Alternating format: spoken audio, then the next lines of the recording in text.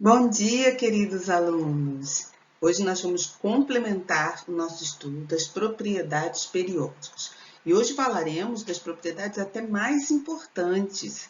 Agora que já compreendemos a importância, a relação entre a força de atração do núcleo sobre a eletrosfera, podemos compreender as próximas propriedades que vamos estudar, que são a energia de ionização, a afinidade eletrônica, a eletronegatividade e a eletropositividade. Vamos? Bom, começando com a energia de ionização. O que é isso?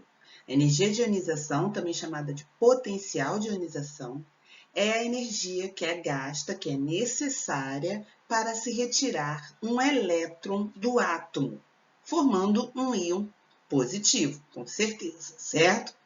Então, nós estamos falando da formação de cátions. Por isso, meus exemplos são o sódio, o magnésio e o alumínio. Veja, o sódio ele tem um elétron na última camada. Ao retirar esse elétron, ele fica um cátion, porém com duas camadas eletrônicas completas. A energia para arrancar esse elétron é de 496 kJ, como você está vendo na tabela ali de cima. Se você tentar retirar o segundo elétron, a energia necessária não é de 496, é de 4.560, quase 10 vezes mais difícil se arrancar o segundo elétron do sódio, certo? Então, nós estamos medindo energia de ionização para o sódio. A primeira energia de ionização é um valor bem baixinho, já a segunda é um valor bem alto. Agora, observe o magnésio. O magnésio tem 2 elétrons na última camada. Para retirar esse primeiro elétron, são 738 kJ. Você sabe por que a energia da primeira energia de ionização do magnésio é mais alta do que a primeira energia de ionização do sódio? Porque ele tem mais prótons no núcleo. Logo, a força de atração entre as cargas positivas do núcleo e os elétrons da eletrosfera é maior. Arrancar o segundo elétron do magnésio, 1.450 kJ. Por que a energia é maior? Porque agora eu tenho mais prótons no núcleo do que elétrons. Então, a interação entre os prótons do núcleo é mais forte com os elétrons da eletrosfera. Agora, tenta tirar o terceiro elétron do magnésio. Veja que ao retirar 2 elétrons do magnésio, ele perde a terceira camada e fica com 2 camadas completas, igual um gás nobre. Então, por isso, retirar o terceiro elétron do magnésio, você vai mexer numa estrutura muito estável, porque está com as 2 camadas completas. Por isso, essa terceira energia de ionização é tão mais alta do que as 2 primeiras, tá certo? Vejamos o alumínio. O alumínio tem 3 camadas eletrônicas, 3 elétrons na última camada. Arrancar o primeiro elétron, 577 kJ, um pouco mais do que a primeira energia de ionização do sódio. Arrancar o segundo elétron já é um pouco mais difícil, 1.820 kJ. Arrancar o terceiro elétron, 2.750. Está ficando cada vez mais difícil arrancar elétrons do alumínio. Por quê? Porque ele fica com um número de prótons maior do que o número de elétrons. Logo, a interação entre as cargas positivas do núcleo e as cargas negativas da eletrosfera vai ficando cada vez mais forte. Agora, você pode imaginar, agora que o alumínio está só com 2 camadas eletrônicas, com 2 camadas completas, parecendo um gás nobre, qual será a energia da terceira ionização do alumínio? Muito maior, lá em torno de 10.000 kJ, tá certo? Então, o que nós podemos observar é que na vertical, no grupo, na família, quanto menor é o átomo, mais difícil arrancar um elétron. Perceberam? Arrancar um elétron do hidrogênio e do lítio é mais difícil do que arrancar um elétron do césio. E quando observamos na horizontal, no período onde todos os átomos têm o mesmo número de camadas, é muito mais difícil arrancar um elétron de um gás nobre. As camadas estão completas, está tudo perfeito. Mesmo assim, Conforme o átomo vai aumentando de tamanho, vai ficando mais fácil. Então, essa é a regra. É inversamente proporcional ao raio do átomo.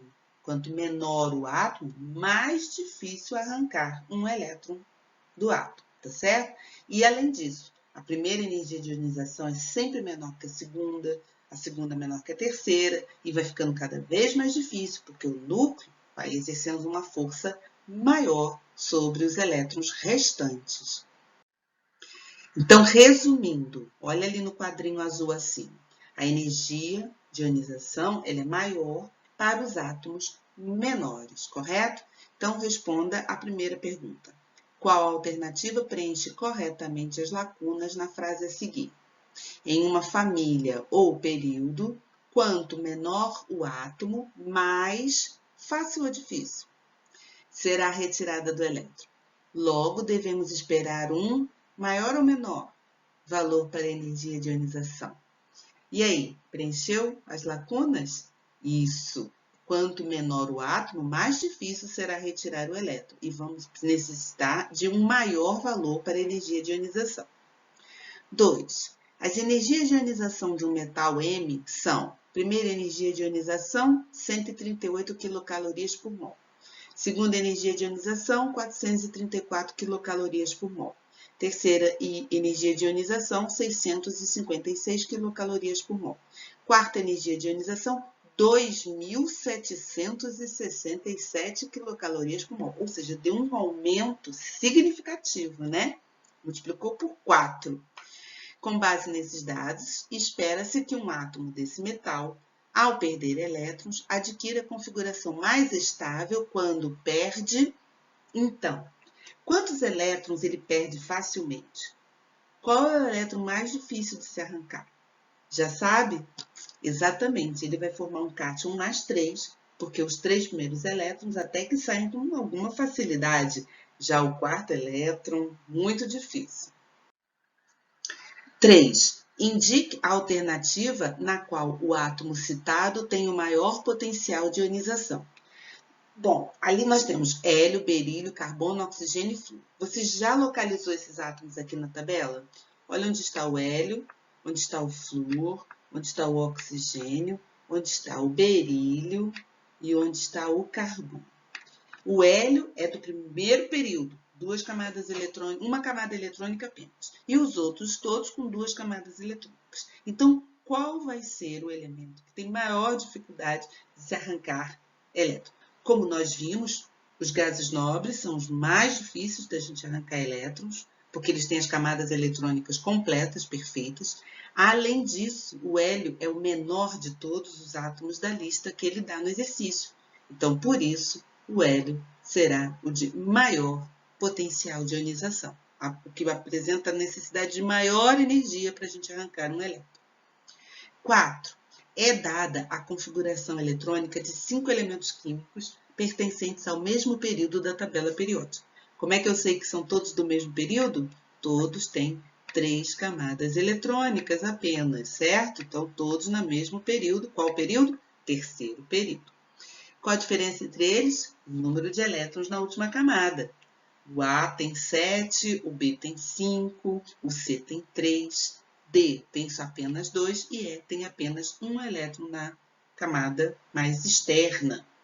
E aí, você já sabe qual desses elementos apresenta a primeira energia de ionização mais elevada?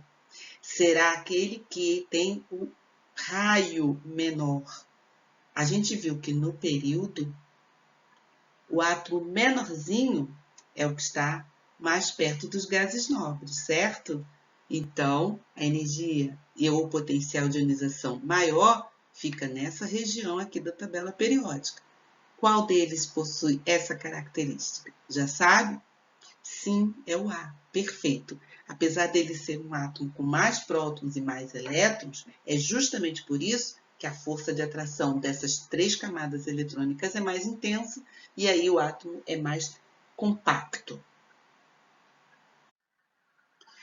Agora vamos falar da segunda propriedade, que é a afinidade eletrônica. A afinidade eletrônica é a quantidade de energia liberada quando um átomo, em seu estado fundamental, recebe um elétron.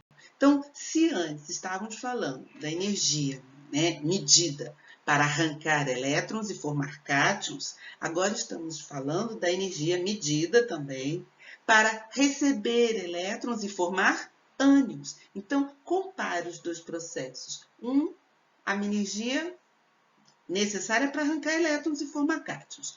Essa, a energia liberada ao receber elétrons e formar ânions. Então, por isso, eu trouxe exemplos de formação de ânion. Flúor, cloro e oxigênio.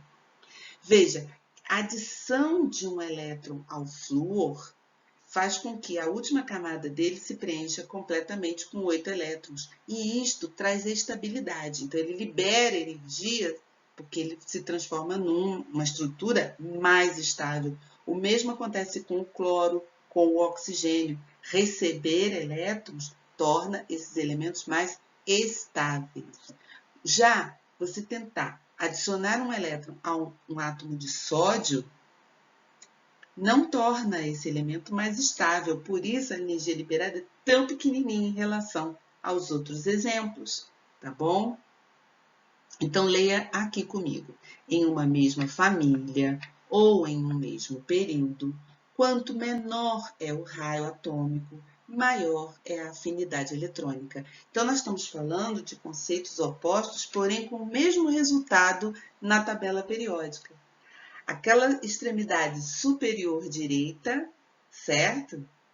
Agora não entra gás nobre, porque gás nobre não quer receber elétron de jeito nenhum. É a região onde eu tenho as maiores afinidades eletrônicas, onde os elementos gostam de receber elétrons, e onde eu tenho as maiores energias de ionização, ou seja, eles não permitem que se arranque elétrons. Vejamos se está compreendido. O elemento químico com maior afinidade eletrônica do segundo período da tabela periódica é os exemplos são berílio, flúor, nitrogênio, boro e carbono, todos do segundo período da tabela periódica. Você já os encontrou ali na segunda linha? Ótimo. Ele pergunta afinidade eletrônica. Já sabemos que a afinidade eletrônica, ela aumenta conforme o raio atômico diminui. E que gás nobre não tem afinidade eletrônica nenhuma desses elementos. Então, qual possui a maior afinidade eletrônica? Procure o menor deles. É o flúor, exatamente, porque a gente sabe que no período o menor é o que tem maior número atômico. 2. Um determinado elemento químico localizado no terceiro período da tabela periódica apresenta uma alta afinidade eletrônica quando comparado com os outros elementos desse período. Já sabe quem é? É o menor, o de menor raio atômico. Dos elementos propostos a seguir, qual deles seria esse elemento? Qual desses aí, que estão no terceiro período da tabela periódica, enxofre, alumínio, silício, cloro e fósforo, todos ali juntinhos no terceiro período. Qual o que tem maior afinidade eletrônica? O que tiver menor raio atômico. Já sabe qual é? Ele mesmo, o cloro. 3. Dados os elementos químicos a seguir, qual alternativa apresenta os elementos químicos de menor afinidade eletrônica da tabela periódica? Agora ele quer a menor afinidade eletrônica, ou seja, os maiores átomos, os átomos de maior raio atômico. Seriam flúor e oxigênio? Não, né? Aqui eles são bem pequenininhos. Alumínio e silício, opa, já estão maiores, porque agora já tem terceiro período, 3 camadas eletrônicas. Ferro e cobalto, 4 camadas eletrônicas. Polônio e astato, 6 camadas eletrônicas. Ou frâncio e rádio, com 7 camadas eletrônicas. Exatamente, os maiores elementos, os de maior raio atômico, são justamente os de menor afinidade eletrônica. Dadas as configurações eletrônicas dos seguintes átomos no seu estado fundamental, é errado afirmar que, olha, o átomo 1 tem 8 elétrons na terceira camada. Se ele tem 8 elétrons na terceira camada e na última camada, ele é um gás nobre. Eu não tenho a menor dúvida. Os orbitais estão completos. Só encontro isso nos gases nobres. Esse aqui na terceira camada tem 2 elétrons. Esse tem 1 elétron na quarta camada, ou seja, um átomo com 4 camadas eletrônicas. Por enquanto é o maior de todos. E esse tem 7 elétrons na terceira camada, certo? Então, vejamos as perguntas. Letra A. Dentre os átomos acima, o átomo 1 tem o maior potencial de ionização. Será? Claro que sim. Ele é um gás nobre, ele sempre terá o maior potencial de ionização. B. A perda de 2 elétrons pelo átomo 2 leva à formação do cátion magnésio. Magnésio é o elemento número 12 da tabela periódica. Se ele tem esse aqui, tem quantos elétrons do átomo 2? 2, 4, 12. Exatamente. Então, também está certo. Então, está certo. Essa está certa. C. Dentre os átomos acima, o átomo 3 tem a maior afinidade eletrônica. Não é isso, né? Sabemos que é o contrário. Não falei que esse aqui é o maior deles porque ele tem 4 camadas? Se ele é o maior, ele tem a menor afinidade eletrônica. Então, essa é a resposta errada. D. O ganho de um elétron pelo átomo 4 ocorre com a liberação de energia. Ele tem 7 elétrons na última camada. Ele vai gostar de ganhar um elétron? Vai, né? Vai ficar igual um gás nobre. E com isso ele libera energia? Sim. Não é isso o conceito de afinidade eletrônica? Sim. Então essa aqui também está correta. Bom, chegamos à propriedade periódica mais importante e que nós vamos seguir usando até o terceiro ano terminar, tá certo? A eletronegatividade. A eletronegatividade é a medida da tendência que um átomo possui de atrair elétrons para perto de si quando se encontra ligado a outro elemento. Nós vamos rever ligações covalentes, ligações iônicas, ligações metálicas. Os átomos se unem com o objetivo de obter estabilidade. E você já sabe qual é a regra número 1 da estabilidade dos átomos. Qual é? A regra do octeto. Os átomos se combinam, perdem elétrons e ganham elétrons, fazem essas combinações com este objetivo, obter a estabilidade a partir da regra do octeto, a última camada, a camada de valência completa, com 8 elétrons. Certinho? Exatamente. Bom, alguns átomos têm tendência a ficar com a última camada com octeto cedendo elétrons. E alguns átomos têm facilidade de obter essa regra do octeto, a camada de valência completa, recebendo elétrons. Quanto mais intensa for essa capacidade de puxar elétrons para formar essa última camada completa, maior a eletronegatividade, tá certo? Bom, quando nós olhamos na vertical, nós sabemos que os elementos que têm maior afinidade por elétrons são os pequenos, certo? Então, quando olhamos na família ou no grupo, a eletronegatividade ela aumenta conforme o átomo vai ficando menorzinho.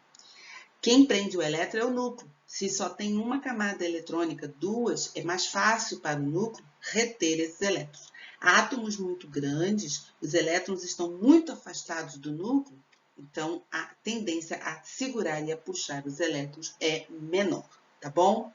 E quando olhamos na horizontal, quando olhamos no período, naquela sequência de átomos que tem tamanhos muito parecidos, você sabe como funciona a eletronegatividade? Eu trouxe os exemplos ali do lítio, berílio, boro, carbono, nitrogênio, oxigênio, fluoro, neônio. Todos do segundo período da tabela periódica. Todos com 2 camadas eletrônicas. Nós vimos, quando estudamos o raio atômico, que o lítio é o maior deles. Por quê? Porque ele tem poucos prótons no núcleo para atrair os elétrons de apenas 2 camadas. E nós vimos que o neônio seria o menor raio, porque ele tem 10 prótons no núcleo para atrair 2 camadas eletrônicas. Também isso faz uma contração da nuvem eletrônica. Então, já estou dizendo para você quem é o menor e quem é o maior. Qual deles tem maior tendência a puxar elétrons para si? O neônio não tem essa tendência. Ele já está com a sua camada de valência completa, com os 8 elétrons da segunda camada. Então, ele não tem eletronegatividade alguma. Zero, não se mede a eletronegatividade, um átomo que não puxa elétrons. Mas o flúor está louco por um elétron. Basta um elétron e ele fica igual ao seu amigo neônio, certo?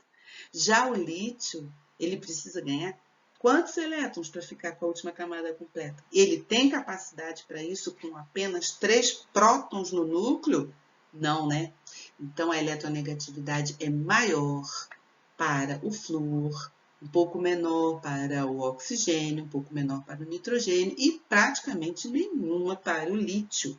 Qual a tendência do lítio puxar elétrons? Nenhuma, tá certo? Entenderam o que é eletronegatividade? Tendência a puxar elétrons. Com que objetivo? Ficar com a última camada completa, regra do octeto, e tem a ver com a atração do núcleo. Então, núcleos grandes em átomos pequenos vão ter muito mais eletronegatividade do que núcleos com poucos prótons em muitas camadas eletrônicas, ok? Bom, então, como vimos, os gases nobres não têm eletronegatividade nenhuma. Então, de todos os elementos que a gente conhece, o flúor é o elemento mais eletronegativo, porque ele reúne todas as características. Basta um elétron para ele ficar com a configuração completa. Ele é o menor desses elementos. Então, ele é o átomo mais eletronegativo. Agora, os outros possuem alguma eletronegatividade também. Essa regra, né, ela foi estudada, essa propriedade foi estudada e foi medida por Linus Pauling. Ele saiu comparando elemento com elemento, fez uma escala que vai de 0 a 4. E ele deu o número 4 para o flúor como número máximo de eletronegatividade. Veja que não tem unidade nenhuma, não é quilojoule, nada disso. É apenas um número que Linus Pauling usou para comparar todos os elementos que ele mediu comparativamente. Veja, eu tenho elementos com eletronegatividade iguais. O hidrogênio, por exemplo, tem a mesma eletronegatividade que o fósforo. O nitrogênio tem a mesma eletronegatividade do bromo.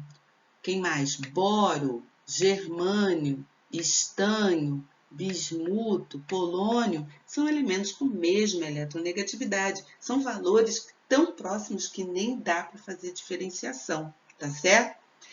É muito comum os alunos terem que decorar ali, assim, uma sequência de eletronegatividades, criar até uma frase bonitinha para você não esquecer.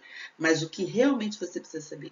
O flúor é o elemento mais eletronegativo de todos. E o frâncio, aquele que está lá do outro lado da tabela periódica, o maior átomo desse trecho da tabela, é o que tem menor eletronegatividade.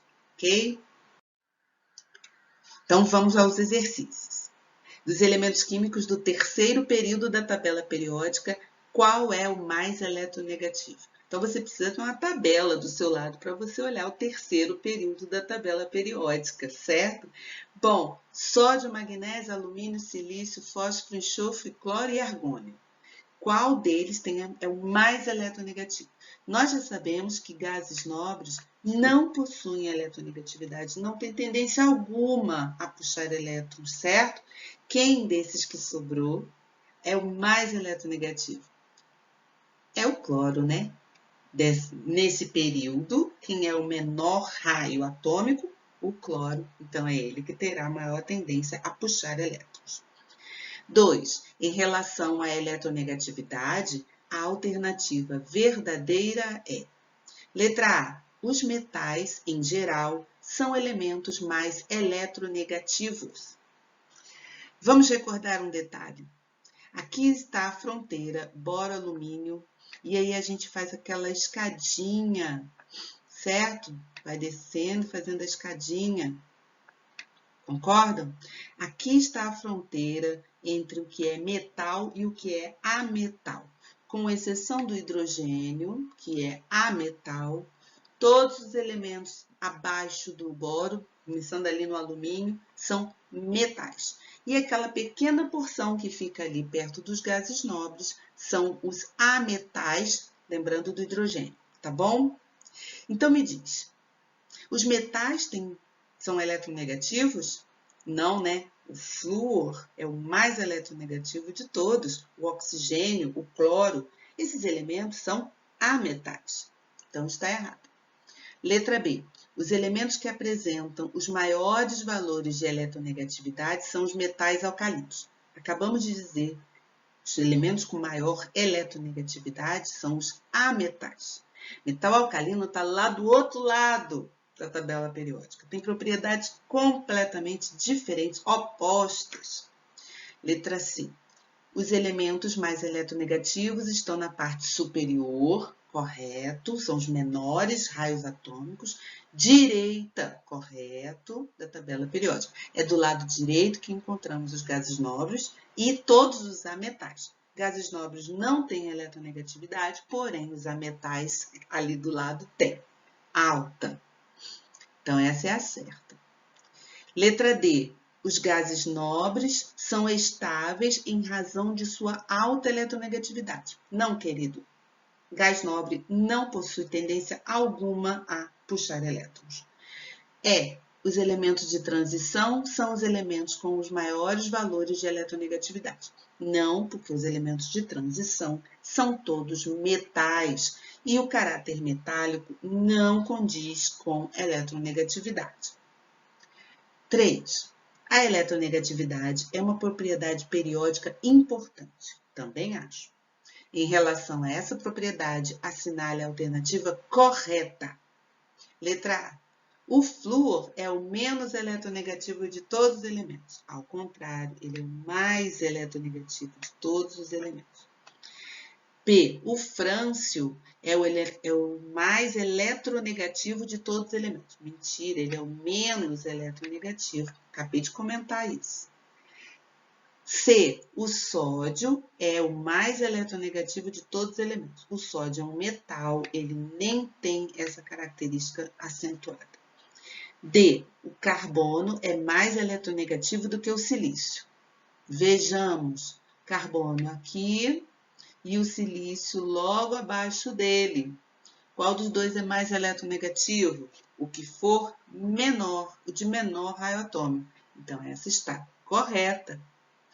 Letra E, o potássio é mais eletronegativo do que o cálcio. Aqui está o potássio e o cálcio, seu vizinho. Qual dos dois tem um pouquinho mais de eletronegatividade, se podemos dizer assim, porque nenhum dos dois tem. É o cálcio, né? Então, tá. E, por último, a eletropositividade, que podemos comparar com a eletronegatividade. É justamente o conceito oposto. A eletropositividade é a capacidade de doar elétrons, em vez de atrair elétrons, certo? Então, estamos falando agora de formação de cátions, liberar os elétrons. Com que objetivo, gente? Regra do octeto, para que a última camada, a camada de valência, fique completa com 8 elétrons. É exatamente o conceito oposto da eletronegatividade. Então, por óbvio, os átomos maiores, cujo núcleo tem uma influência fraca nas últimas camadas eletrônicas, que possuem apenas um elétron, 2 elétrons na última camada, e perder esses elétrons vai trazer estabilidade, são justamente esses os elementos mais eletropositivos. Vejamos. Considere os elementos boro, alumínio, carbono e silício, consultando uma tabela periódica. Sobre eles é correto afirmar que Então, você vai precisar sempre ter uma tabela periódica por perto. Aproveita e já localiza boro, alumínio, carbono e silício. Já localizou? Eu localizei. Boro e carbono, alumínio e silício. Todos bem pertinho, sendo que boro e carbono são átomos com 2 camadas eletrônicas, são menores. Alumínio e silício são átomos com 3 camadas eletrônicas, são átomos maiores. Então, vejamos. Letra A. O alumínio possui o maior caráter metálico. Caráter metálico. Lembra que a gente tem que vir aqui na fronteira boro, alumínio e fazer a escadinha? Que todo mundo que está à direita é ametal, todo mundo que está à esquerda é metal. Desses 4 elementos, o único metal é o alumínio. Boro, carbono e silício são considerados ametais. Então, eu gostei dessa resposta. Letra B. O boro apresenta o maior raio atômico. Não, né? Ele é menor do que alumínio e silício. Porém, ele é um pouquinho maior do que o carbono, mas não está certo. Letra C. O carbono é o átomo menos eletronegativo. Ele é o mais eletronegativo. Veja, boro e carbono são menores do que alumínio e silício, logo são mais eletronegativos. E entre o boro e o silício, ou boro e o carbono é o mais eletronegativo. Então, ele é o mais eletronegativo desses 4 aí. E letra D, o silício apresenta a maior energia de ionização.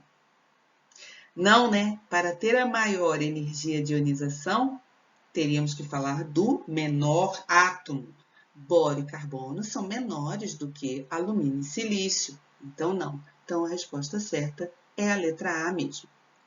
Número 2. Considere as distribuições eletrônicas. 3 elementos. Você está vendo que o elemento A tem 5 camadas eletrônicas, enquanto os elementos B e C possuem apenas 3 camadas eletrônicas. Então, o A é bem maior do que B e C. Ele quer a ordem crescente de eletropositividade. Eletropositividade é o oposto da eletronegatividade. Então, a gente sabe que ela vai aumentar na família para baixo e no período em direção aos metais alcalinos, correto?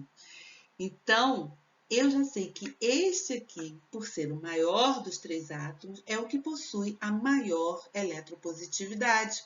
Então, ele será o último. Então, vai ser alguma coisa e a sequência termina em A. Então, eu posso eliminar essa sequência e essa sequência. Agora, entre B e C, qual dos dois é mais eletropositivo? O elemento com 7 elétrons na última camada ou o elemento com 1 elétron na última camada? Desses dois que estão no terceiro período, quem é maior? É o C. Além disso, eletropositivo é a tendência de perder elétrons. Ele tem 1 elétron na última camada. É fácil perder 1 elétron? Já o elemento B tem 7 elétrons na última camada. O que é mais fácil para ele? Perder elétrons ou ganhar 1? Exatamente. Então, a sequência correta é BCA, por raio atômico, por tamanho, ok? Na tabela esquemática a seguir, está apresentado o sentido de crescimento de uma propriedade periódica. Propriedade periódica é aquela cujos valores para os diversos elementos crescem e decrescem em função do número atômico crescente. Assinale a propriedade que apresenta este sentido de crescimento.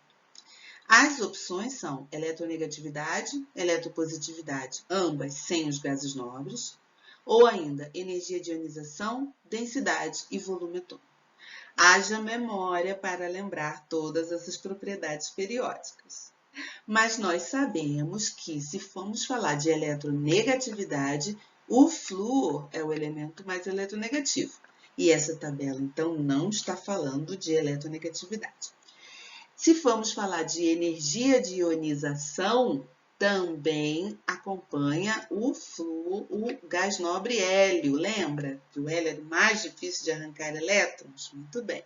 Então, também já abandonei eletronegatividade, Já abandonei energia de ionização. Densidade e volume atômico são aquelas propriedades que variam dentro da tabela. O volume aumenta conforme se afasta do meio e a densidade aponta para o ósmio, certo? O ósmio que fica mais ou menos por aqui assim, correto? Então, só sobrou a eletropositividade, que tem tudo a ver, porque esta tabela, ela também indica aumento do raio atômico, e a eletropositividade cresce junto com o aumento do raio atômico. Então, essa é a resposta. Então, aqui, resumindo, muito resumidamente, as propriedades periódicas mais importantes. Então, para a eletronegatividade, potencial de ionização e eletroafinidade, cresce de baixo para cima, quanto menor o átomo, mais intenso esses valores, e da esquerda para a direita, certo? Apontando lá para o gás nobre hélio ou para o flúor. E eletropositividade e raio atômico invertido para os maiores átomos que estão na parte inferior esquerda da tabela periódica, tendo frâncio como o nosso representante de maior eletropositividade, porque tem maior raio atômico. Terminamos nossa revisão de propriedades periódicas. Na próxima aula, então, bastante exercício. Já tem 2 listas lá te esperando. Tchau, queridos!